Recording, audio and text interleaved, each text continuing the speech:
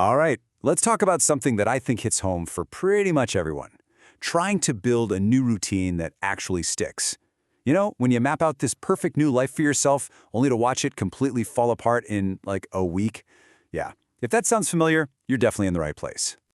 I mean, have you ever done this? You get this huge burst of inspiration, you grab a notebook, and you design the most perfect schedule, the one that's going to turn you into that ideal version of yourself you have in your head. We've all been there, right?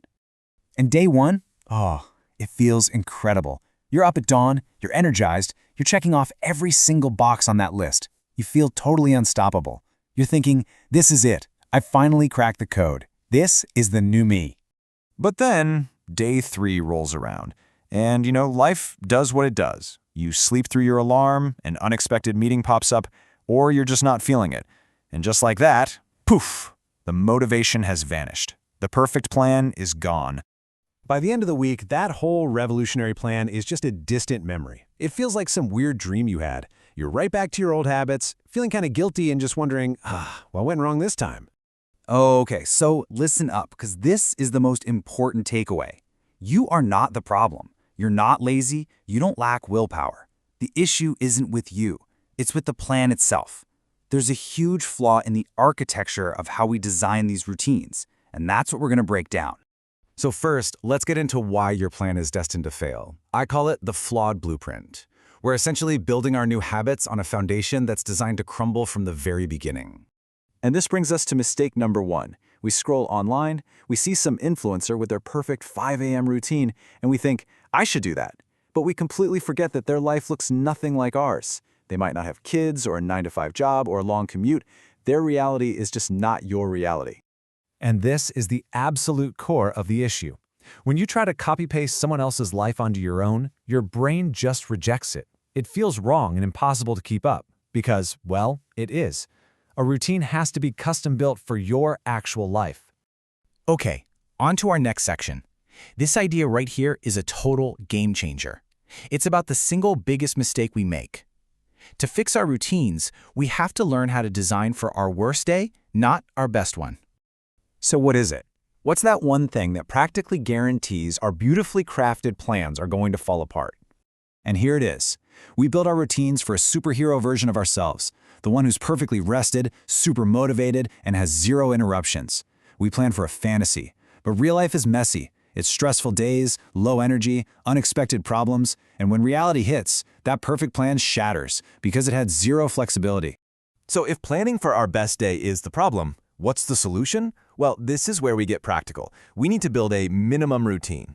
This is the fix that's actually designed for how life really works. Just look at the difference here.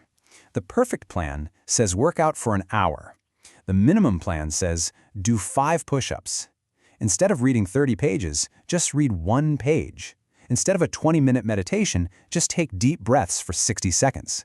You make the goal so ridiculously easy that you literally can't say no, even on your absolute worst day. And this gets to the absolute heart of it. Consistency beats intensity every single time. The goal isn't to have one heroic, perfect day.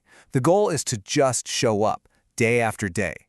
Doing that tiny little bit consistently builds the habit muscle way more than going all out once and then quitting. Now for our final tool, and this one is brilliant. It's called the habit stacking trick. This is all about linking a new habit to an old one you already have.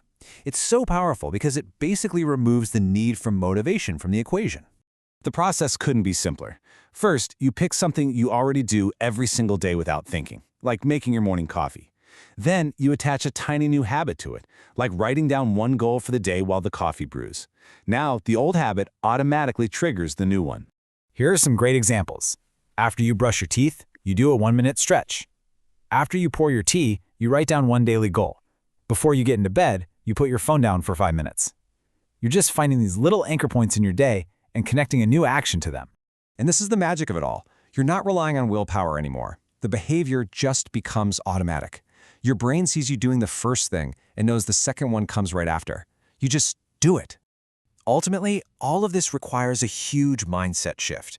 We tend to think of routines as a rigid prison that restricts us. But a well-designed, flexible routine isn't a prison at all. It's a support system. It's the very thing that holds you up on your worst days and makes sure you still make a little bit of progress. And this might be the most important thing to remember. In this new way of thinking, if you miss a day, you did not fail.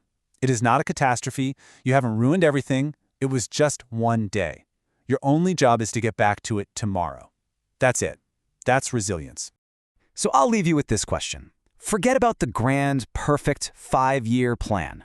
Right now, what is the one tiny, ridiculously small thing you can commit to doing today? Because that, right there, is where a truly sustainable habit actually begins.